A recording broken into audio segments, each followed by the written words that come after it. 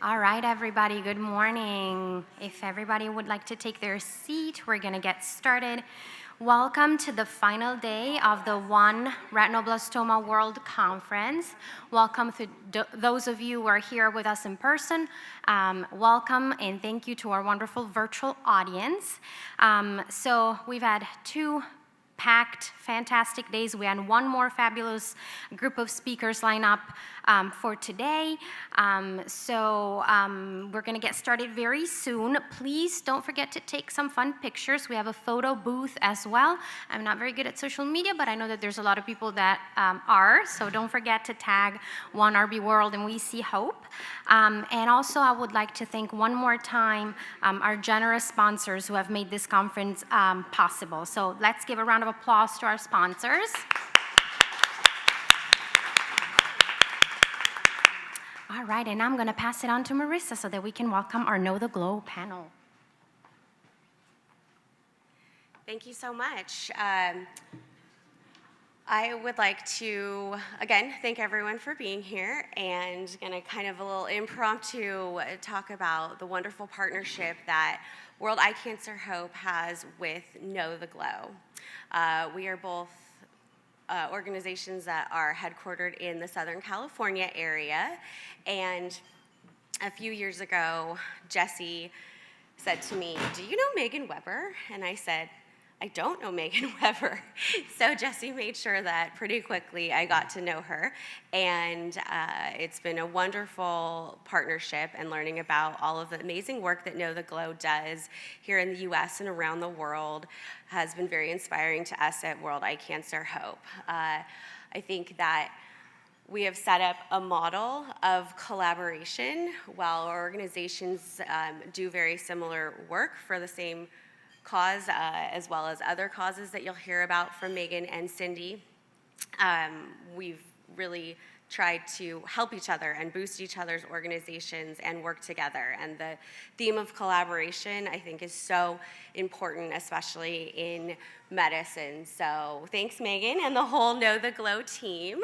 And I'd like to highlight a particular partnership that you'll be hearing a little more about in our first presentation. So at ISO Africa last year in Mombasa, Kenya, Megan held a breakfast with Andrew Blaikie and Karsten Paust from the ArcLight Project. And you'll hear lots more about the ArcLight, but it is a device that can be taken into rural communities and villages in low and middle income countries and screen for various eye diseases, including leukocoria. And as Andrew and Karsten were explaining this device and how it works and how people get trained on it, there were multiple members, medical professionals there at this breakfast that expressed the need for these devices in their countries, in their communities. However, there was not a financial ability to purchase them. And from there, a triangulated partnership was born. Over the last year, between We See Hope, KnowTheGlow, and the ArcLight Project, we have been able to fund 50 ArcLight devices to Nepal, Uganda, Ghana, Nigeria, and Tanzania. And our teams on the ground have taken no time at all to get training and to start implementing these devices. So World Eye Cancer Hope provides the financial means for these devices. KnowTheGlow provides the awareness campaigns and posters and educational information in various languages to these medical professionals, and that is disseminated in these communities. And the ArcLight Project provides the training both virtual and, especially in Tanzania, in person. And it's been absolutely wonderful to see that we have been able to, in 1 year, work together to get these devices into these 5 countries, and there's no stopping. We're going to continue this for years and years, and we are just so grateful to both organizations, and this partnership has been absolutely wonderful. So if you are interested in helping us fund ArcLight devices to these lower and middle income countries, please talk to myself or Megan. And to hear more about the ArcLight project and the work that they're doing in Tanzania through the organization Tanzania, we'd like to welcome via video Andrew Blaikie from St. Andrews University in Scotland and Karsten Paust, who is located in Germany and works with Tanzania. So thank you.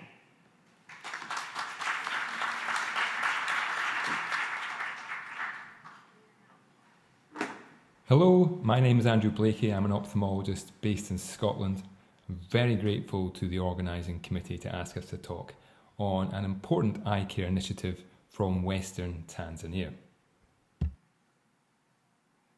My colleague Karsten Paust, also an ophthalmologist but based in Bonn in Germany, is the lead for an eye care NGO called Tanzania. Tanzania was established in 2018 to strengthen eye care services in rural Western Tanzania. This region has a population of over 5 million people with, until recently, limited eye care services. Tanzania has, since 2018, been working hard to strengthen eye care through 4 pillars, focusing on human capacity, infrastructure, continuous education and sustainability. Human capacity has been enhanced by educating and equipping both community and hospital-based healthcare workers using ArcLight project diagnostic and training tools.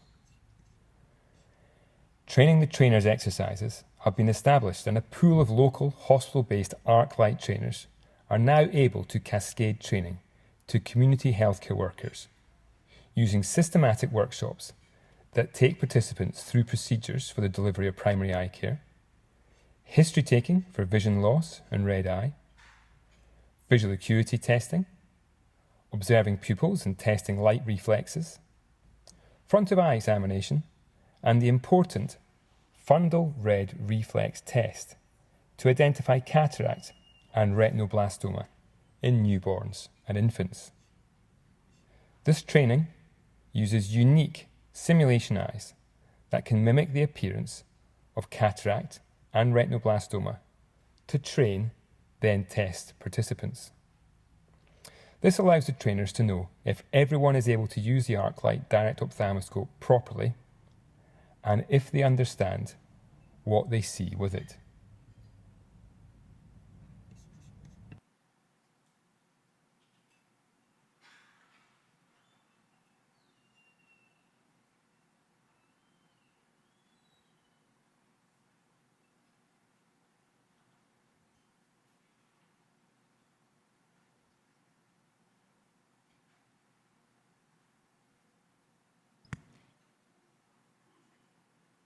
This is the video we have. The second pillar is infrastructure.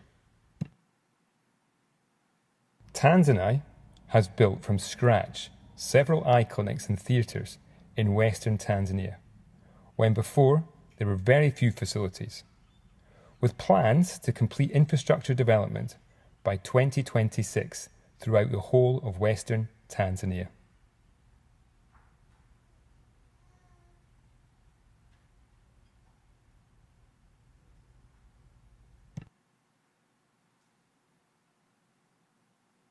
Continuous education is the third pillar,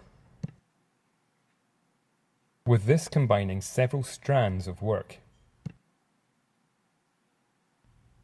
These include the twice per year hands-on face-to-face workshops, utilising the ArcLight project simulation tools, posters, handouts, and of course the ArcLight device. This is complemented by remote hybrid training and an online e-learning book. This works on Android and Apple devices and is free to download. There are different volumes covering a range of topics, making a comprehensive resource. The book is enhanced by the use of instructional videos that ensure users get the most of their ArcLight device and are able to diagnose cataract and retinoblastoma in newborns and young children effectively.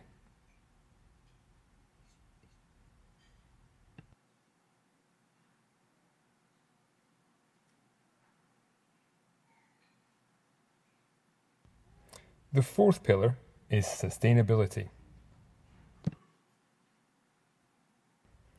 Sustainability we hope to achieve through embedding the facilities and trained staff into the local healthcare services with the support of the community, the Tanzanian Ministry of Health, and the Catholic Diocese.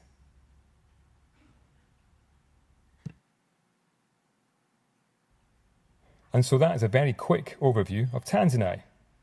So what about the ArcLight project and how the two organisations work together? The ArcLight project is a social enterprise based at the University of St Andrews in Scotland. We enable those working in low-resource settings to equip, train and empower healthcare workers to confidently diagnose and manage eye and ear disease using frugal kit. With William J. Williams, an optometrist and frugal engineer, we are addressing the limitations of orthodox diagnostic tools to widen access in resource-poor settings. The ArcLight is our main diagnostic tool. It is a direct ophthalmoscope, anterior segment loop and otoscope. It uses a radically different frugal design to that of traditional devices, placing an LED light source directly below the sight hole. This reduces cost and size, as well as allowing it to be solar powered. There are 4 price bands depending on the Human Development Index of a country, with a cost of £60 in those with the highest HDI and £12 in the lowest. Despite its low cost, small size and simplified design, many studies have now been published supporting its role as an effective replacement for much more expensive traditional tools, particularly in performing the fundal red reflex test. This evidence base has led the World Health Organization to recommend for the first time that eye screening, and in particular performing the fundal red reflex examination, should now be part of the neonatal examination, even in resource-poor settings. This led us to develop a comprehensive package of training tools to implement fundal reflex screening with colleagues from the London School using a USAID grant in Tanzania. This video summarises the content and structure of these materials, which can all be found on the ArcLight project website and YouTube channels. Firstly, an overview of the device and how to switch it on and what end does what, emphasising that there are 2 ends, one an anterior segment loop and the other a direct ophthalmoscope. Then an explanation of how to attach the ArcLight to the camera of a mobile phone to capture video of clinical signs for teaching and telemedicine purposes. Tips on the assessment of the appearance of eyes and observable visual function are described, including fixing and following faces, returning silent smiles, following lights, and engagement with pictures, as well as assessment of squint and for the presence of nystagmus. Then, the actual technique of performing the fundal red reflex test in newborns as well as older children is shown, alluding to the different appearances amongst babies of different degrees of skin pigmentation. The more challenging assessment of newborns is illustrated, describing the different approach needed to that of older children, such as having to open one eye at a time. The differences in the actual appearance of neonates are also emphasised compared to older children, such as the natural presence of squint. Normal and abnormal reflex results are then shown, including the explanation of the corneal reflection test for the presence of squint. Video examples are shown of specific pathologies, such as cataract, retinoblastoma, corneal scar, squint, and refractive error. A comprehensive set of test examples with answers and actions are included at the end. Finally, and very importantly, we made a video that explains how to deliver a workshop using the range of materials we've developed. These materials include posters, handouts, video, simulation eyes, and the ArcLight device. These tools can all be used to effectively implement the arc light at the time of distribution. Training the trainers is an essential part of our work, and the video supports capacity development. Local trainers are encouraged to lead with supervision and explain how to use the arc light device using videos, posters and handouts. Participants then go on to use the device, examining each other, as well as dedicated simulation eyes that we have created to illustrate normal and abnormal findings. The eyes allow for training, then assessment, and generate a fun interactive learning experience, finally finishing with illustrating clinical signs using the arc light attached to the camera of a mobile phone.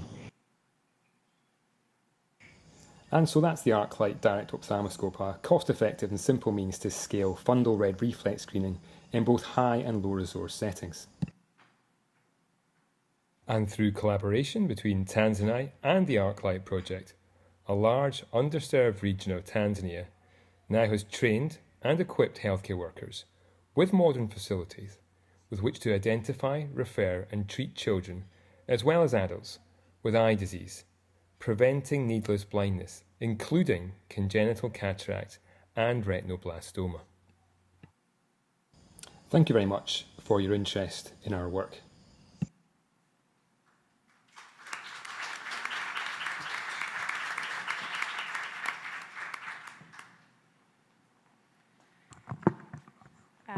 Good morning, everyone. We'll continue with the Know the Glow Around the Globe Awareness and Early Detection session. My name is Helen Dimaras. I will be your moderator today.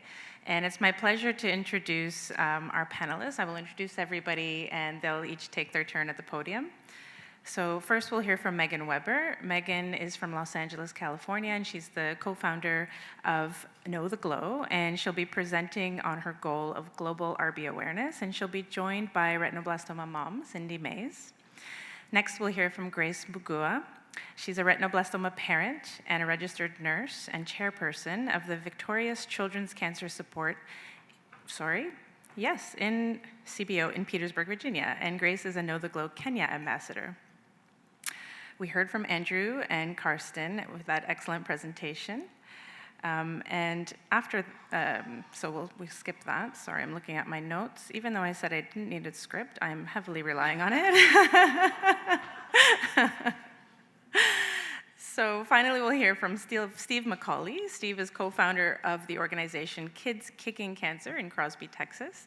And he's also a retinoblastoma parent, and he'll tell us a little bit about that. And I will close off with my own presentation on awareness initiatives through our Canadian Retinoblastoma Research Advisory Board. So first up, Megan, thank you.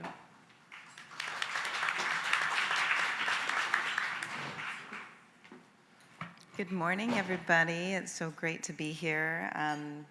I'm excited to share with you a little bit about Know the Glow. I don't know how many are already familiar with the work that we're doing, but there's such a family connection here with We See Hope, and we're so honored to be part of all that you are working on, and you really are at the very heart of everything we do at Know the Glow. So I wanted to give you a little bit of background on me personally and share how this all came to be. I'm the mother of 3 children, and it's my second son, Benjamin, who started to show that glow in photographs when he was about 5 years old. And it was surprising to me because at 5, he wasn't running into walls or rubbing his eyes, anything that was any other indication that he was having difficulty seeing. But that photo was appearing, and as a scrapbook mom at the time, I was erasing it, but not thinking much of it. But it was what led us to find our diagnosis for Ben. So we were sent, after we started to see the recurring photos, to Children's Hospital Los Angeles, where we were met by Dr. Lynn Murphy, who was the charming but retinoblastoma expert, and Dr. Tom Lee, who was much more down to business, but he was talking about something called Coates disease, which at the time I had not yet heard of, but I was delighted to hear that there was an alternative that was not going to involve chemotherapy potentially. And it would take 4 days for us to get into the operating room to find out what Ben's diagnosis was. But he was diagnosed with late-stage Coates disease, not retinoblastoma. They were able to catch it before they needed to enucleate, although he went through multiple laser surgeries and patching programs. And now, fast forward, he's off at university himself at the University of Notre Dame and doing everything but wear his glasses, so he's off and running. But along the way, we were meeting so many families that were not having that experience.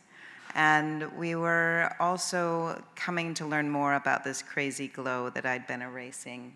And as we became involved with the Vision Center at Children's Hospital and learned about the fact that this glow can not only indicate the rare diseases like retinoblastoma and Coats disease, but also some of the most common, the amblyopia, strabismus, pediatric cataract, and refractive error, that's when we realized something needs to be done. I mean, here we thought we, as parents, knew what could be dangerous for our children, and here's something that was the only red flag, really, that we had, that there was a problem with Ben's vision, and I was erasing it. And how, if I don't know what that is anyone around the world going to be aware that that's something to watch for? So the other thing we started to learn is that even though 80% of the time it's parents who are first finding this, which is why our initial campaign targeted parents primarily, there are so many medical individuals that also need to be made more aware about the disease and the symptom and the diseases it can indicate. But also because of the multitude of diseases it can indicate, it is in a unique position to help us to elevate retinoblastoma out of the rare disease category if we can focus on this symptom instead.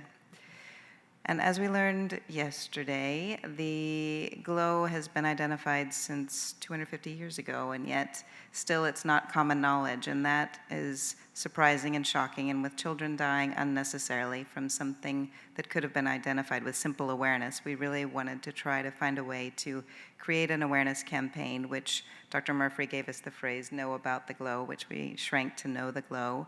And then we started to run the awareness campaigns in the background, knowing that even in the US, as much as we take our children to the doctor and the dentist, we don't get to the eye doctor. And there are not many vision checks for children. If they do exist, they start at school age. And yet there are so many opportunities for us to try and start to spread awareness now, knowing that the most important factor with each of these diagnoses is the time at which they are first identified. Also, as we realize that communities, even in the US, lack so many of the supports that we need to help identify these conditions early, that is magnified once you get outside of the US, and the pathway to care is so much more difficult. There's not only difficulty with identifying and giving proper diagnosis, but then having the resources to help support these children the way We See Hope does in the back end with the psychosocial support, or with prosthetic eyes and the other things that these children need, which we're excited to be a part of how this could lead to more availability of those resources as well through some of our other partners, which you'll hear about. So we began to link arms and work with the medical professionals and the local stakeholders in each of the countries we were targeting with awareness. And we freely offer everything we have. In fact, it's available for all of you if you're having any awareness efforts or activities, and any of our messages or materials can be helpful or additive to what you're doing. Please use them. At the end of the day, even with these amazing doctors, researchers, oncologists, they can't treat them if they can't find them, and they don't have the bandwidth to be able to get out and run awareness campaigns themselves. So it really falls back to us, and we are, as a group, more focused on this than probably anyone else on the planet to try to make sure that this is something that is common knowledge for the parents of tomorrow. So we run these 8-week campaigns. Every dollar we raise privately goes towards these geo-targeted ad campaigns that are specific to a country. We work with our local teams to help identify the images to use, to help provide the translations, and then we try to work in advance to understand the pathway to care in each of these countries, to be able to get to know the doctors and the researchers and the NGOs that are supporting families in these nations, and to highlight their work and to be their cheerleaders as well, because they are the unsung heroes. And as you heard yesterday, it's not a common pathway to choose to be in pediatric oncology, pediatric ophthalmology. It takes a special person to do it, and there's not enough of us out there cheering them on, so I hope you'll help me to continue to recognize them as well. The one thing, though, that we do have going for us is that crazy glow is so eye-catching, literally, and with social media getting such a bad rap, it's actually shocking. Cindy's been on our board for many years, and to see the reach that we've been able to achieve with social media, even in these brief 2-month campaigns that are geo-targeted to a country, our aim is and has always been to just continue to plant those seeds of awareness, which we hope will be shared and forwarded, and that the materials that we leave behind will be repurposed and used, just as you've seen with the ArcLight, but otherwise with any kind of training, whether it's for nurses or for community healthcare workers or for medical students who now only get ophthalmology as a chosen rotation or a chosen focus if they select it. But as with everything, it's the same. The more you do, the more you realize there is to do. So we kind of look at ourselves as the center of this wheel with multiple spokes in different directions to go.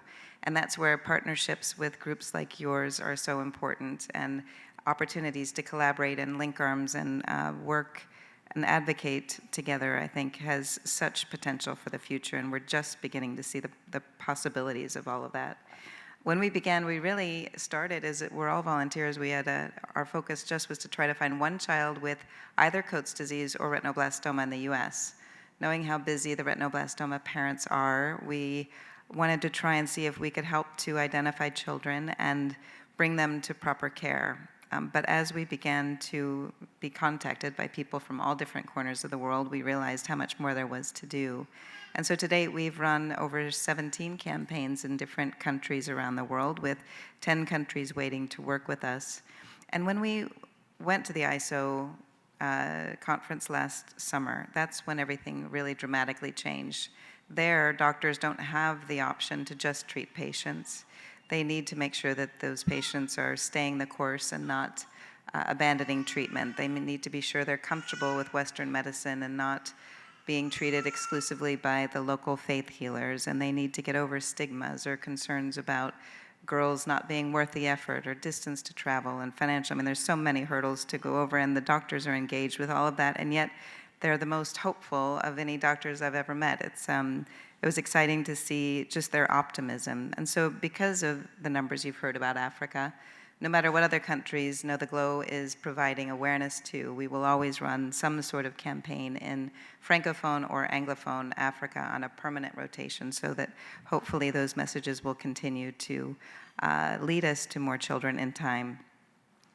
And along the way, we've had the opportunity to partner with just some extraordinary NGOs. It's exciting to see the different tacks that different groups are taking to address these challenges.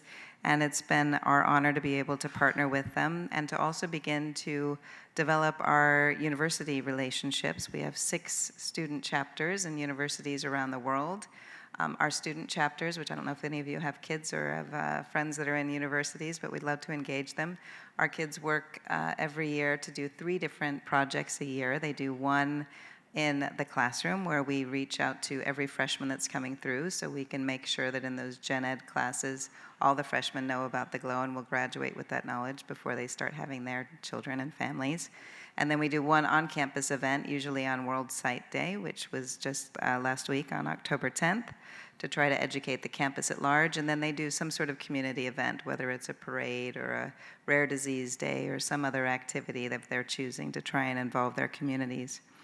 And those types of collaborative advocacy projects, like the one that Marissa outlined, which is so exciting about the impact that the unique ArcLight is providing, giving us a pathway to be able to reach the unreachable and even the far corners of the most distant lands, have us so hopeful for the future. And as I said, we've seen so much change, and I think there's so much change ahead of us, but with this new kind of collaborative environment that we're in and using medicine and technology to come together for good, I think there's just so much potential. Additionally, optometrists are also another group that needs to be educated, and we've recently partnered with a group called OphthaGlow, which is optometry students around the world. They're running a campaign, a contest actually. In fact, today is the last day to submit their videos about retinoblastoma detection, and to provide it in translated languages with subtitles, so we can be repurposing those as well. But I think the opportunities are endless, as Sandra used some of the images to turn them into posters for her presentations in Papua New Guinea, and as Tanzania turned them into life-size banners to help attract attention of members of the villages and communities where they were providing vision screenings to bring more people to the event, even if they don't have the television and media access that we do here in the States. But even for training nurses and healthcare workers, or providing it as slides for lectures, as Jess will be doing later today, to be able to show that whatever we have, we're happy to co-brand it, we're happy to basically modify it or utilize it or translate it, hoping to talk about China too, like down the road we'll see what we can do. But there's just an endless list of opportunities, and it's nice to see we're finally getting to a point where we're getting the attention and traction that I think makes so many things possible. We recently partnered with the IAPB. Well, we've been a member for years, but we recently partnered with them this year for the World Sight Day Initiative, which this year, every year they have a different theme. Usually it's Love Your Eyes at Work, or whatever the theme may be. This year was Love Your Child's Eyes. So they had a special mascot that they created that they named Artie. I thought he should have been named Gloria, but we got Artie instead. But they were able to put a glow in his eye and be able to utilize it as part of their World Sight Day campaign just this past week, which was wonderful and exciting as well. So really the end goal for KnowTheGlow is just to try to make that path shorter and straighter for tomorrow's families. I know how difficult each of your journeys are, and I know you're going to hear a few more ahead of me here. And it's just such an honor to work with all of these individuals and to get to meet all of you. Everything we do for you, and we invite you, if you're interested, reach out to me. I'd love to talk with you if you have ideas, if you have suggestions, or if you have other opportunities or hear of ways that the materials could be folded into other initiatives to help them do what they're already doing even better. We just welcome it. So I hope that gives you a big overview of who we are, and look forward to talking more with you soon.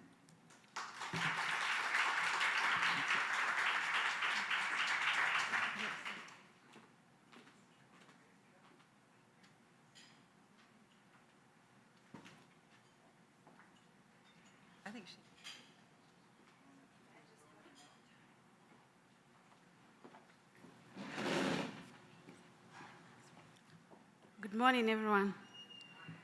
My name is Grace. I am a mother of a retinoblastoma survivor. My son is Christian Peter.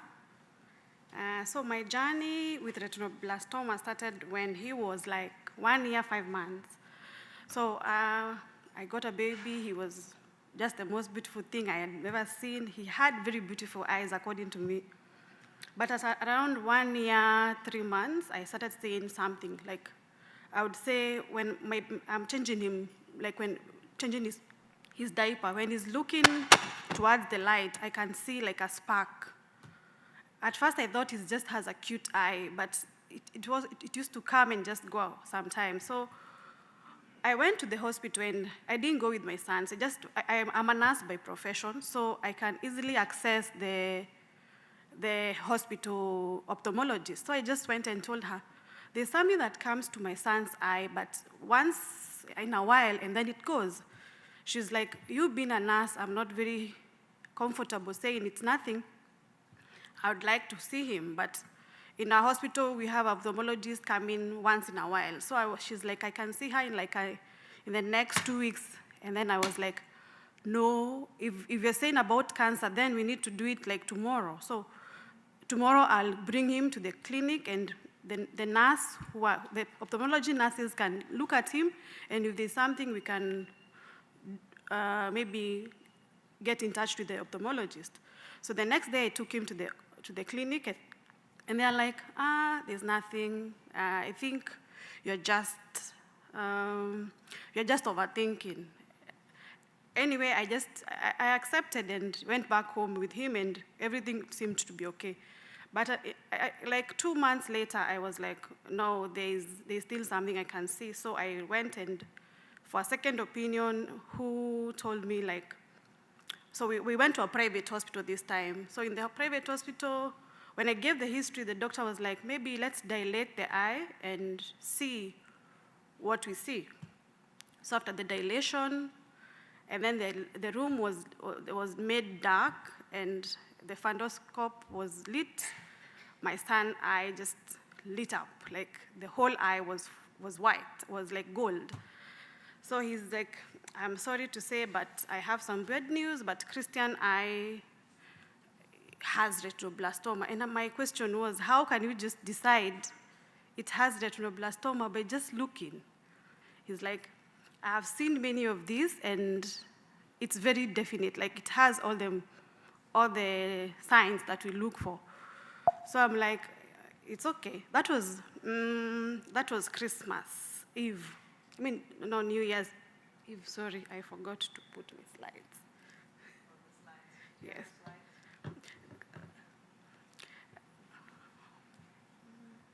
It's okay. I just wanted to show you a photo of my son the day the diagnosis was made, but I don't know. So when he said that it was like 31st December 2013. So he said we need to do the removal very fast. Like enucleation has to be, that is the only treatment that we can give him. So when I was like hesitant to have his eye removed, but when I asked him, like, we can't like try and treat the eye with it, like we just treat it but not remove it. He said if we don't remove it, the chances of it going to the brain is very high. Now, that's my son. The day we went to do the enucleation. So this is just like, on 31st, he says he can see it. On 1st is New Year, so there is no hospitals. On 2nd of January 2014, we went, I had stabbed him already. We did an ultrasound. It confirmed the diagnosis, and he went into theater. So that I think this was like my worst day. Like, because now this day is when, like, for the first time, I could see it myself also. Like, the dilation was like a day before, so I think it was still a bit dilated, because when you take a photo, you could see it very well. So once the eye was removed, we went back home, waiting for 2 weeks to have the histology results come back. After the results, we went back to the doctor, and it was Kikuyu Hospital, which is a mission hospital, and we were sent to Kenyatta National Hospital because, according to the results, it said that he has stage 4 retinoblastoma. So we did our chemotherapy in Kenyatta, and because it was a bit, from the margins were clear, but it was like 100% involved in the globe. So we did 6 doses of high-dose VEC, and we did 33 sessions of radiotherapy, which was not like easy, because I remember in the chemotherapy sessions, we would have low HB, we'd have low platelets, and many challenges. But I'm happy that my doctor was Dr. Kimani Kahika, and she was like just amazing. I remember that my biggest worry was when I learned that he's in stage 4. As a nurse, I knew back then, like, no stage 4 survived. So my biggest fear was how, like, my biggest blame was I am a whole nurse, and I did not see until it got to stage 4. Like, so when I went to Dr. Kimani, she was like, there's a 96% chance of him getting cured. Like, with the treatment, if we just do the treatment as we're supposed to do, there's a 96%. So, like, I removed the fear that I had and the blame that I had on myself, and I said, if we have a 96% chance, then I don't care about the 4%. We are going to be part of the 96%. So we did our treatment, and everything was not so easy. Back then, everybody believed, like, in my place, like, the reason I got my son to have retinoblastoma is because I got my child from a tribe which is not, quote unquote, the right tribe. Kenya is full of many tribes. We have 47 tribes. So some tribes feel like you should not intermarry with these other tribes. And just because I had gone out of our Kikuyu people and got a baby with someone else from another tribe, that was the biggest blame everybody in the community had, is like, it is her fault because she knows the rules, she knows the customs, and she just went against it. And anyway, after so much, like when the baby was sick, I really didn't focus on that. But I think because you could hear it, like everybody will come say hi to him. They act like they are caring, but back of their mind, they're even telling the other girls, like, this is what can get if you don't follow the customs that we have in our society. So after the treatment, I thought I was doing well, but I wasn't. I wasn't sleeping because, for one, I didn't want to sleep and my son to die when I'm sleeping, and I have to tell people that I woke up and he was not there. Because as a nurse, sometimes we might do rounds and find some patients are not there. So I stopped sleeping because I didn't want him to die before I wake up. So after the treatment, I had emotional issues. And that is when, after treatment, I decided to form a group for the mothers, because I felt, as a whole profession, like somebody who knew something about medicine, I really got depressed and all. But after I went through psychotherapy, and my psychotherapist, she challenged me and like, we have gone through this, you have done so well. Can you imagine the other Kenyan mothers who are in Kenyatta, who have no one to talk to, who their customs are really putting the blame on them? What can you do to make them feel better? So I formed a group. I formed this group. It's called Victoria's Children Cancer Support, CBO. We call it CBO because it's a community-based organization. So in this group, we are just mothers and fathers who have children fighting childhood cancers. So it's a WhatsApp group. So all you need to do is, like, when you go to Kenyatta and you have the diagnosis, the nurses are my friends, so they can just add them in the group. And I have collaborated with the nurses so that they are also admins in the group. So once they tell the patient there's a group of people who are here, they agree and we just join. In the group, what I like most about the group is I have like 150 mothers and 150 babies. I have one child, yes, but I feel like I still have the 150 of them are all my children, because we celebrate each other's birthday, we send photos of our children, like maybe I'm doing chemo number 5, and somebody's doing chemo number 1, I'll just post and say, my son did chemo number 5 and he's doing well.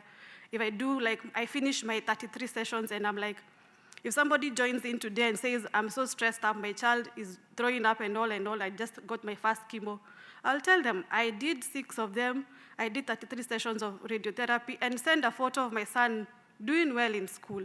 And I think that really helps to keep people feeling like everything is not all lost. And in the group we had last year when we had the ISO in Mombasa. That is when I met Megan and joined the group to create more awareness of retinoblastoma. Because for me, my WhatsApp status most of the time is I keep saying, like, September is the cancer month. Childhood cancer month, but September alone is not enough. So most of the time, I'll just post something about retinoblastoma or anything about cancer. And I think I saw, like, in Kenya, WhatsApp is easier because not everybody has a smartphone, but most of them can easily access WhatsApp, and they only need data, and it's easy to share to other people and spread the word. Yeah. So through my group, we managed to have some of our babies share their stories about their journeys to KnowTheGlow. And then, because in Kenya, to reduce the chances of patients falling out of treatment, once you get diagnosed and you get to Kenyatta, they don't allow you to go home. They keep the children there, because chances are when the children get like 1, 2, 3 doses and they see the improvement, when they go home, the parents are like, we don't really have to go, the baby is okay, we don't have to go back for treatment. And when they come back, it's already too late. So one of the measures they have put is like once you get to the ward, we try to get you have an HIF cover so that you can pay for the bill, and then you stay in the ward until you finish. If it's 6 doses, you stay. Like you get your dose today, stay for the 3 weeks, have the second one until you finish. By the time you're going home, we are not worried that you might fall out of. So when the kids are discharged, we try to create some fun activities because we find like they spend so much time in their ward. And now maybe we collaborate with other hospitals. We have other organizations we work with, and we create like fun activities for them. Like this is one day we took them to the park, and you realize like these kids have not had fun in their life. So we try to give them some fun, even if it's just a bit, yeah. And I think what is the most challenging I have had for me is the time my son, maybe somebody bullied him about the eye. And back home in my family, we know because we know him from the day he was born. But when somebody else asked him and he felt very discouraged, I had to take him back to the hospital and see other kids because when he was 1 year, he never learned much about the disease, but now he was like 7, 8, he could understand better. But for now, what I feel happy about is like I have managed to make him be confident with himself. And if anyone, because we haven't, because of the radiotherapy, we never managed to get a cosmetically, we are not, when you see him, most doctors say the prosthesis is not cosmetically acceptable. But for me, it's okay. And for the people that love him, it's okay. But if you ask him, he will just tell you he's fearfully and wonderfully made. And I think that is what we want. Yeah. Yeah. Thank you.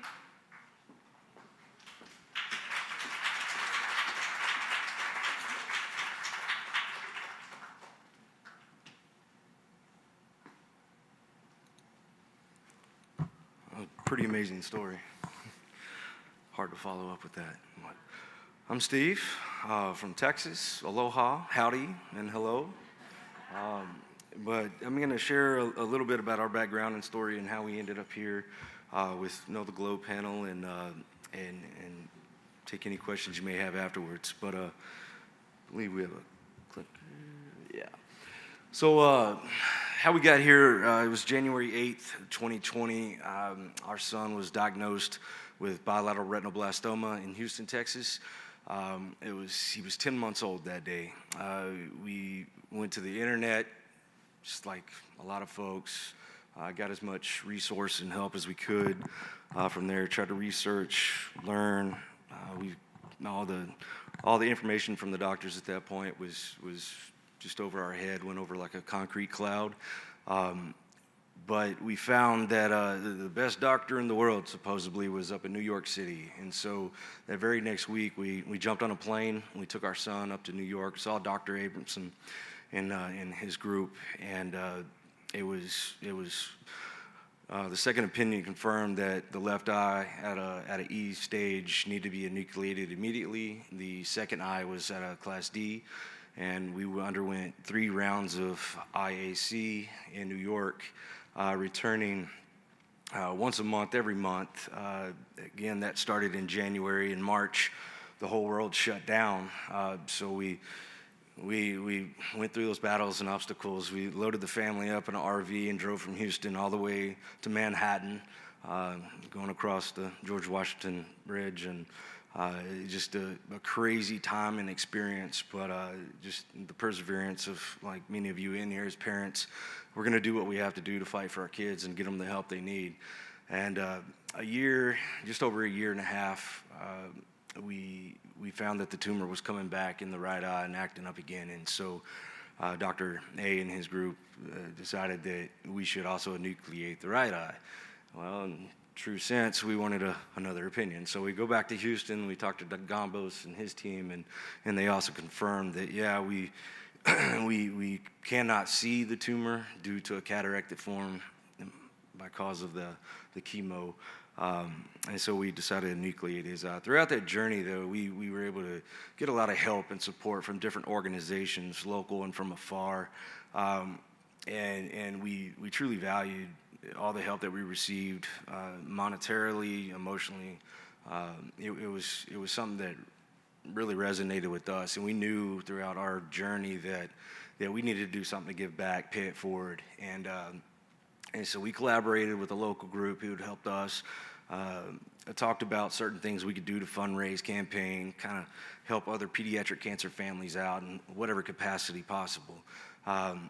And we started 3 years ago a Kids Kicking Cancer project. We have a massive barbecue contest with professionals from all over the country that come out to hit car shows, live auctions, silent auctions, the whole gambit of a charity event should be, right? And a lot of good times. In the 3 years, we've been able to have, well, let me backtrack. A year and a half ago, I guess, we started talking to our ocularist about the need to provide some eyes for kids that can't afford them.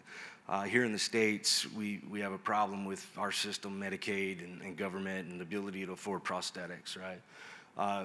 Insurances sometimes will not pay for those eyes. So through the first couple years and the money that we had sitting there, we were like, okay, well, let's buy an eye. Let's buy a couple eyes. Let's help some kids out. And so we did, and with their support and the stewardship of Claudia, their office administrator, she was able to vet some of the families out that really needed support and needed the help. And we started, and just like that, we were buying prosthetic eyes. And to date, we've bought, it says 23 on there, but as of yesterday, it was yesterday morning, it was 24 eyes for 24 different kids. So most of them, thank you, most of them in the Houston area. But we have helped one from Venezuela, a couple from out of state, Washington and Ohio, and we plan to continue down this path and just continue to help out here stateside. Obviously, through this venture and this trip and learning and hearing from each and every one of you, there's a greater need outside of the U.S. as well with the prosthetics. So we're solutions driven. My wife back there is a hustler. She's going to get things done. And so we plan on we plan on taking this to the greatest extent necessary to be a part of a solution, a greater solution, stateside and then across the globe, wherever we can do the help.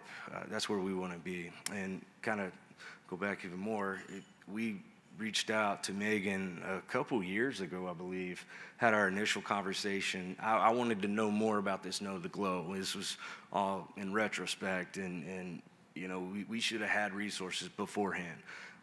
The Cradle app, I called Brian Shaw, talked to him on the phone, find out, okay, where were these things? Where was this information beforehand? Why did my pediatrician miss this? What are these doctors telling me this for at this point? You know, all that irrational kind of thinking that I think we're all human to go through. But yeah, I mean, it's just a remarkable feat, things that you are doing and that we want to be a part of, and we want to continue to build on that and build relationships with KnowTheGlow, and then every single one of you here. If you know of kids out there, families that need the financial help, reach out to us. We want to be that explicit and go-to place and resource for kids that need a prosthetic eye. We do not want them to go without. Obviously, we talk about the psychological support, the emotional needs, but also the medical necessities of having the prosthetic, protecting the tissue, protecting the implant. Those are all necessary. And then furthermore, you know, talk about how incompetent our healthcare system is in the U.S. Not to be a disgruntled citizen, but you know, we also plan to lobby and go to the states and change policy, change laws, get things done. So if y'all can help us in that support, if you have dissertations, thesis, career experiences, please share that with us, kidskickingcancertx.org. You can email us. Contact information should be in the flyers. But reach out, come see us, and yeah, look forward to it. Thank y'all.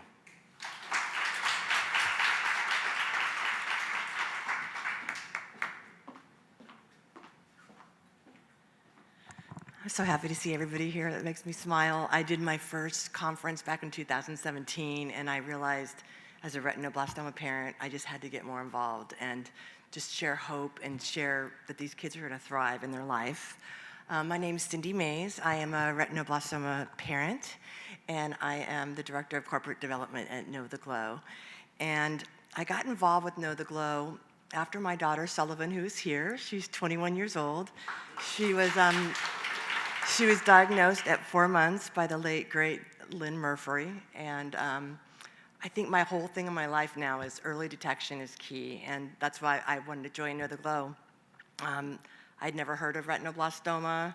I'm a microbiologist by education, and when the pediatrician said blastoma, all I knew it was cancer. I come from a family of doctors, and it was just so rare. But when I was going through treatment with Sullivan, one of the things I think Dr. Murphy said was, you know, you catch this early, you're going to have a really good outcome. It was 3 millimeters when we caught it on a Friday night. Of course, he stayed and waited for us on a Friday night. And when we got in the staging on Thursdays, those great EUA Thursdays, it had more than doubled in size, a unilateral tumor. And we could still save the eye, and it was just amazing. But what was more amazing is this group of people that was around me. We had another child at our school. We have another child here. We developed this amazing community where we helped each other through the darkest moments when some kids were in the hospital for weeks and months at a time. And we lifted each other up. We wouldn't make it not scary. And one of our parents did the KnowTheGlow, a bunch of the movies for the PSAs. And I thought, that is what we need. We want to make sure that this is uplifting. Early detection is key. Make it fun, not make it scary. So, and the whole thing is about saving, the life before, saving the eye. And make sure that that's okay, because the prosthetics are so beautiful that they make now, and these kids thrive amazingly. So I just want to share what he was saying about, early detection, catching things like coats, which can, blind a child also. And I really want to get involved with the legislative part, newborn screening, making this more aware. We've done some presentations to pediatric societies, and they're like, wow, we should include this when we do their height and their weight. I'm like, that would be great. Have the MA do it and just shine a flashlight. And it's just about awareness. It's just raising awareness, because you can have really amazing outcomes.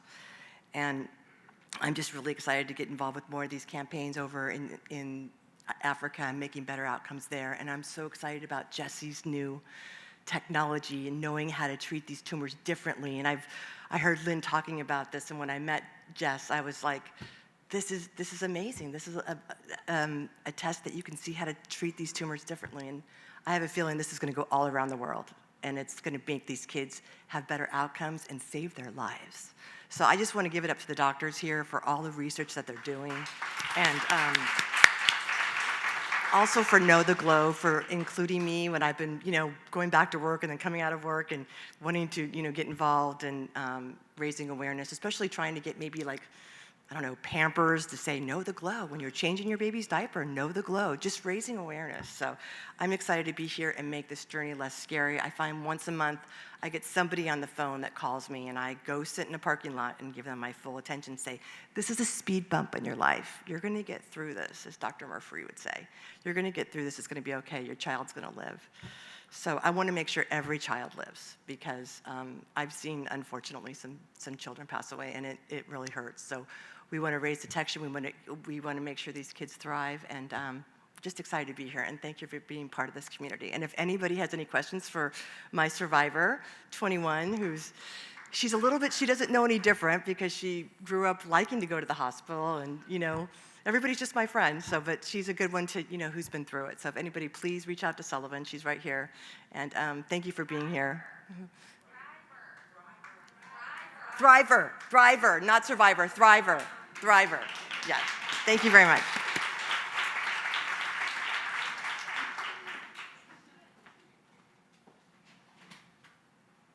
Thank you so much to all our panelists. I think you can really see the power of parents and families in the progress that we've seen to date and the progress that is to come. I'll be the final speaker of the panel. I'll try to keep it short so we can have time for your questions, which I'm sure you have many.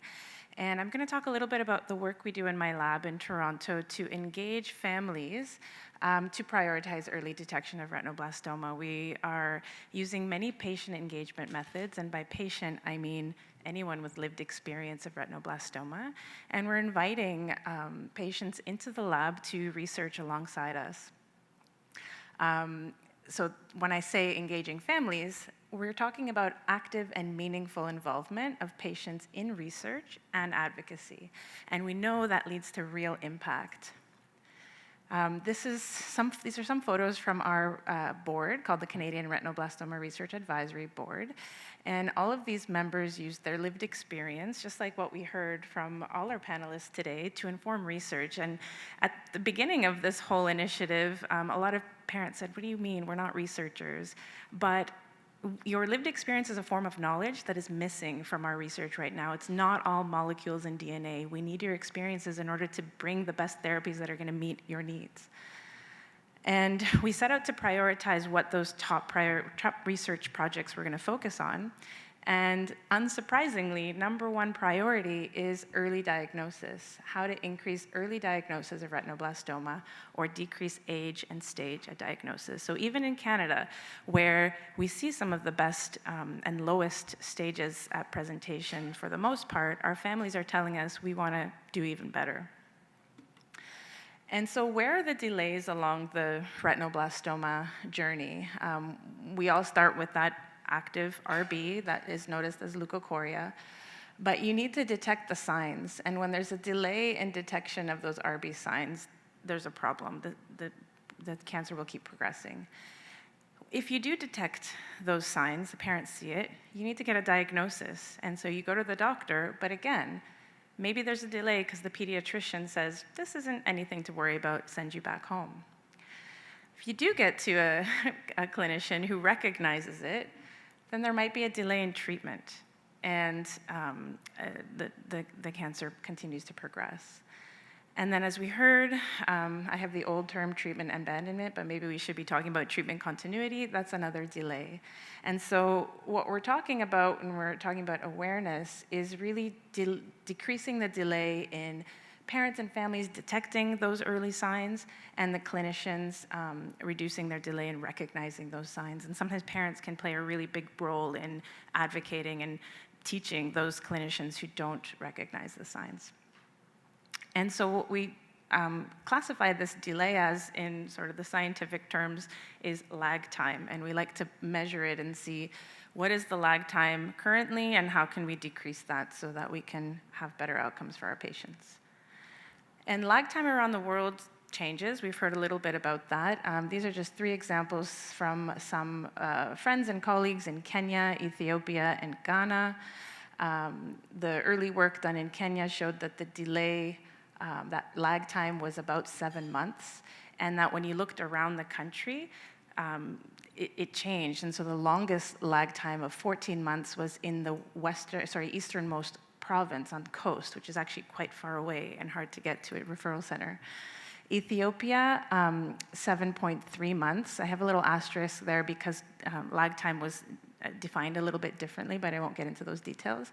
And some of that lag time was because patients are going to multiple facilities, sometimes going to a traditional healer, or as we heard from Ermias yesterday, going maybe to seek a religious or faith-based care.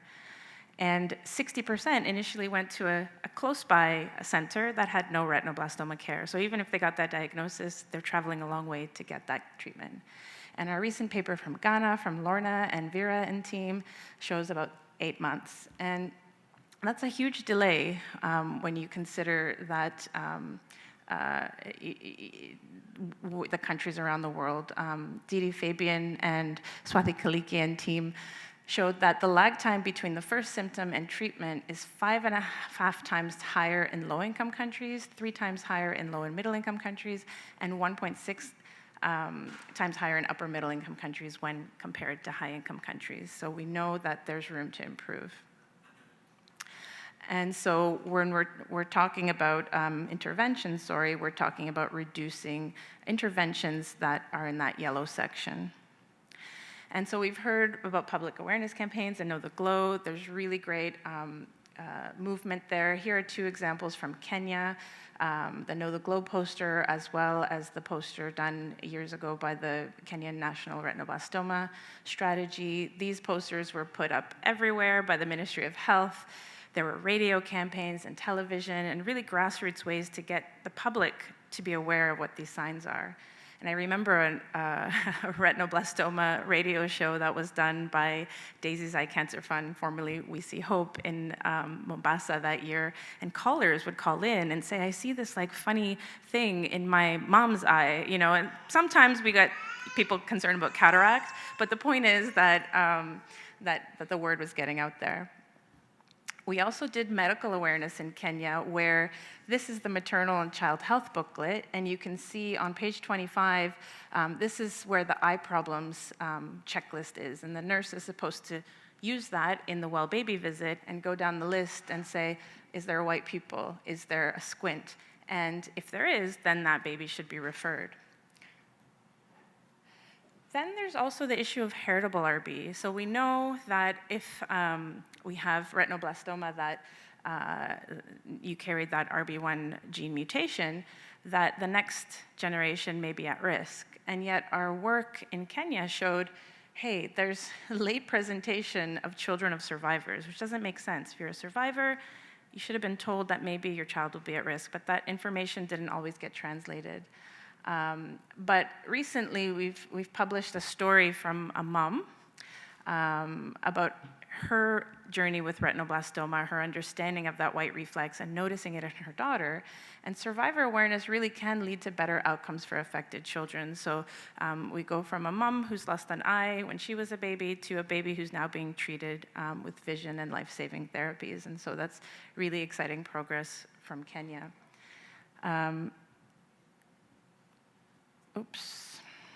And so another project that we've been working on with families is awareness through genetics education. So we've developed these booklets that describe in very, very easy, simple terms with, you know, cartoons, what are cells, what's DNA, and then gets a little bit more complex into the different families and how they might be affected by retinoblastoma and how the next generation might be affected.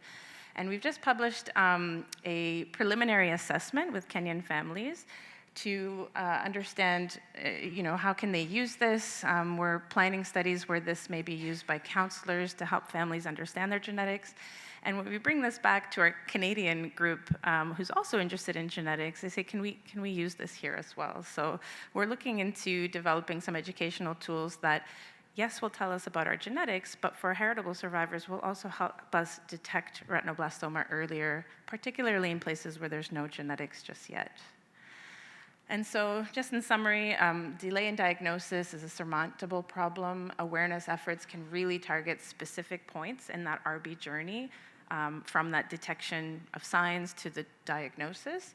And I really think that we should evaluate these efforts to see how they work and see what works and what doesn't. And I think that's the next step that we're hoping to work on with our patient group to see what are the most effective methods.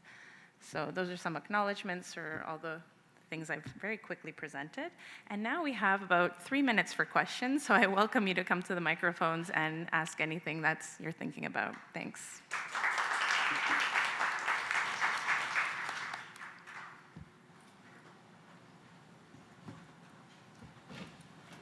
Thank you so much, everyone. This was amazing. One thing that I wanted to bring up, I heard newborn screening. Thank you. So something that I really want to work on in the next year and hopefully have something to report by our next One Retinoblastoma World Conference is newborn screening. So off the CDC website. So in the US, we get blood spots on every kid who's born. And genetics has developed where we can start to do molecular testing a lot easier. And so newborn screening identifies conditions that can affect a child's long-term health or survival. Early detection, diagnosis, and intervention can prevent death or disability and enable children to reach their full potential. Oh my goodness, like, let's do it. Let's test kids at birth, and then we will know who needs to be monitored, and we can get, I mean, this is not gonna work for the whole world, which I know we're one retinoblastoma world, but this is a start. and I really want to make this happen, and it is doable. It's just anybody who wants to make this happen with me, I'm gonna do this. So, yeah, join me. Let's work together. Let's work together. Just one thing on that newborn screening, though, I wanted to point out that with Ashwin's models yesterday, we all missed one of the eyes with retinoblastoma, even though we technically all did a newborn screening, you could call it that. And so we also have to know that sometimes one look at one point in time of the child won't get them, and then we don't want people to think this child is retinoblastoma free.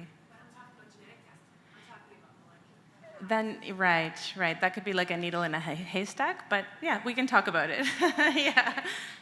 Yes, thank you, Furkan. Hi. Good morning, everyone. I'm Furkan Sheikh. I'm a pediatric oncologist from Sick Kids in Toronto. Hi, Helen. Hi. This is such a great panel, such a great talk. And this is a pie-in-the-sky idea, and I'm sure many people here have thought about it already, so I apologize if it's been discussed.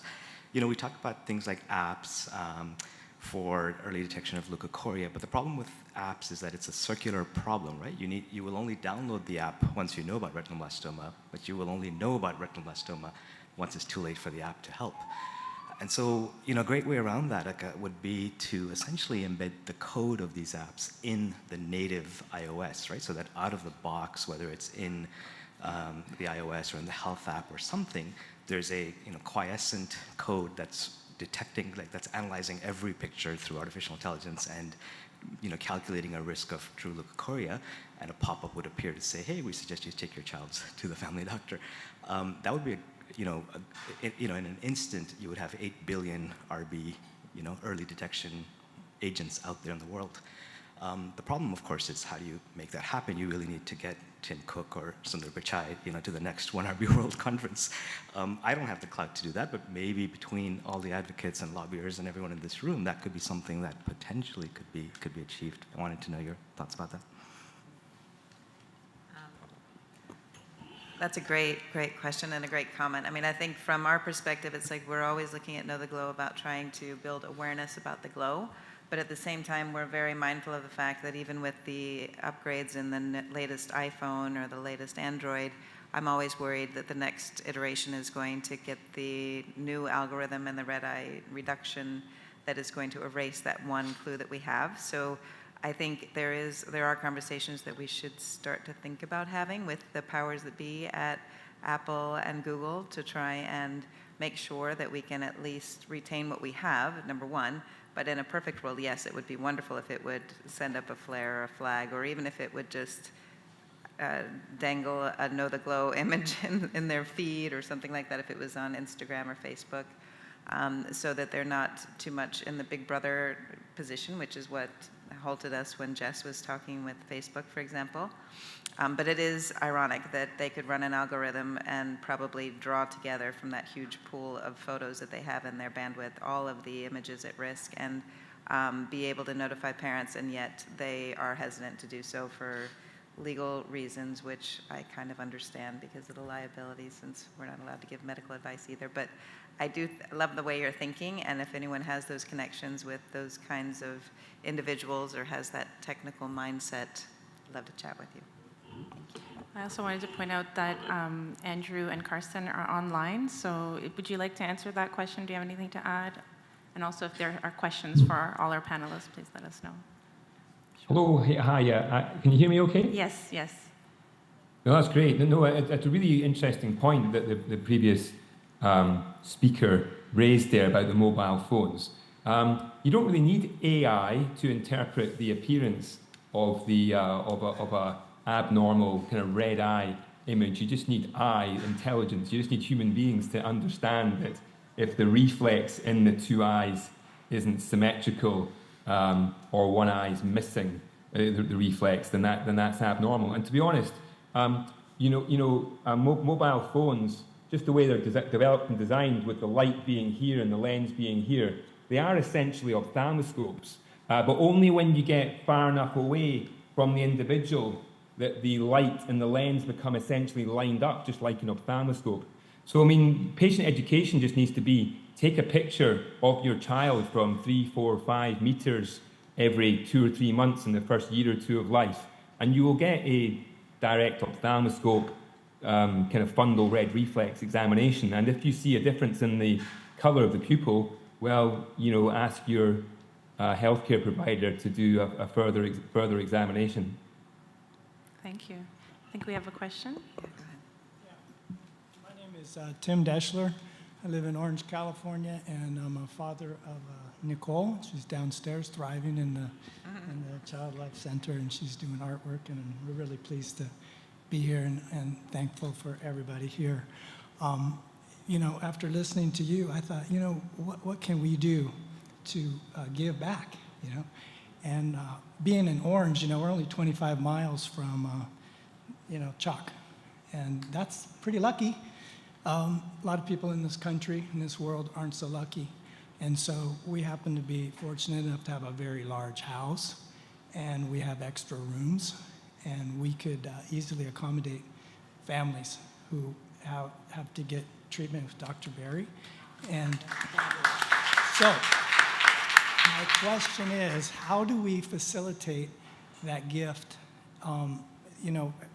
This is a good place to ask this question because sometimes you have things to give, and it's very difficult to line that up, But honestly, it's very expensive to fly across the country. You got to find a place. You're all out of place. Just remember that time. We got in the car. We drove right to CHLA. How lucky we were to be able to do that. And most people can't. So I want to help. So if you can come up with a way, I want to hear it. That's just amazing, and it happens just like that quick, with one story, one opinion, one thought, and that's how it happens. That's how you change the world, just like that, and help somebody else. Whether it's one person or 1,000 people or 1,000,000 people, it doesn't matter. Just change somebody's life. Great job, thank you. How can we do it? Yeah, we're going to talk. Yeah, we got a lot to talk about. We're going to advocate for it. We've got the ability to change, to do things, the how-to list, right? The resources we were talking about yesterday here in Hawaii alone. I mean, that's just an awesome spot. We're going to put some stuff on We See Hope website. It's going to be a checklist. I'm diagnosed, I go here, boom, boom, boom. I mean, systems, processes, we can help. I think it starts with this meeting, the fact that we're sitting at the intersection of lived experience, research experience, clinical experience. The brains are here.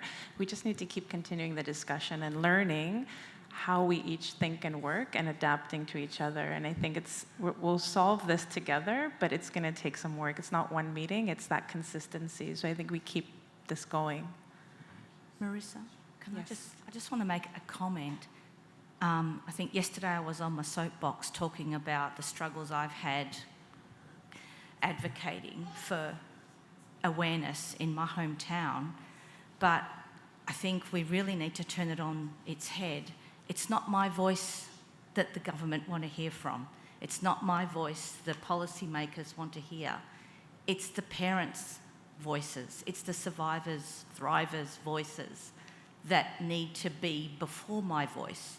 I'll be right behind you, or we will be right behind you, but it's your experience. So when we have these studies that look at lived experience and we want to hear your voice, that's what's going to get us over the line. I just don't see, because we've been doing it this way for such a long time, and some people just aren't listening, but your voice they will listen to. Yeah, agreed. And we'll take our two last questions, because I know we're over time. Thank you. Mine's just a comment. With all this work that we do, we need some support, and we need also someone to support us. So a part of what I also do is counselling. So if you as practitioners or anyone else need that extra care that gets your work, that understands and has lived experience with that, reach out, because that is something that we also provide at Karibu Anawim. Thank you, Zaylee. Thank you. Hi, Andrea Weitzel from Denver, Colorado. I just wanted to bring up something that I felt like I was called to bring up. So I am founded All for Kids Home Health, which is a pediatric home health agency. And what I found is in Colorado, there are programs to help families like ours that need nursing care when their child is sick. So I didn't know that that was available to me, and I had the resources to have an au pair from Mexico come and live with us. I took the night shift and she took the day shift, and Alexander had the systemic effects of chemo that made him really sick and with his genetics. And unlike some of the RB kids that have a little bit of nausea from IAC, he was significantly affected. So I'm a part of, I was nominated onto the American Academy of Pediatrics section on home care as the only non-physician. So we are trying to get these programs in many states in the United States, which I believe there are about 10, where a family member can be paid as a caregiver, but also that, I don't know if any of you know, there's been a lot of nursing issues in states where children should get nursing and they're put into a facility and they could be at home with nursing.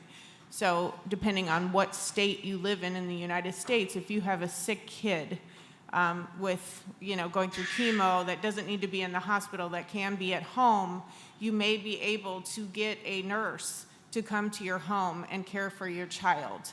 But again, we're working on legislation. I know it just passed in Arizona and Montana. There was a lawsuit against the state of Florida that the Department of Justice brought, and it was won with families. So those families can get nursing care in Florida as well in the next 2 years. So if your child, or if you know someone that has a child that doesn't need to be in the hospital, and the family is exhausted from therapy or radiation or whatever it is, your state in the United States may have this and can send a private duty nurse to your home for overnights or during the day, or if you have to go to work. It's really hard, and my experience has been is like single moms with kids like this who can't go 24 hours a day and have to work. They're put into, they are into poverty because their kid has cancer. So I brought this to the attention because that happens quite frequently. And obviously the statistics for families with cancer, I think it's like 95% end up in divorce. So if you're here and you're still with your partner, God has blessed you. And I know it's still a trial to go through for your family, but I want you to know that there are, I think I'm one of 2 single moms that's here. So it's just something I wanted to say, and I don't know what happens in other countries. I know it's usually the care is put onto the mother, and if the mother is the primary earner as well as the caregiver, it's something that we need to consider in the future on how to help families. And, like someone said earlier, where are the attorneys? Yesterday I posted I'd like to be a doctor, a nurse, a clinician, a scientist, an attorney.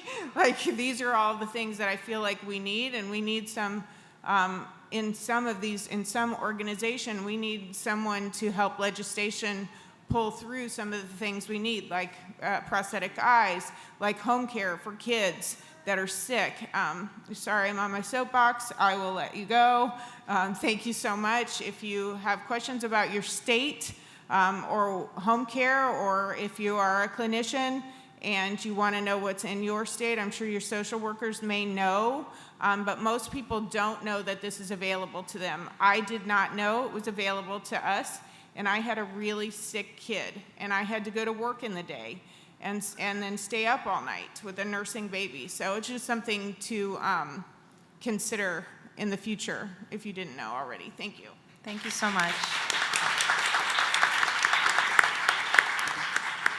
That concludes our panel. Thank you to all our panelists. I'm not sure what's next. I think it's break. Okay, it's a break.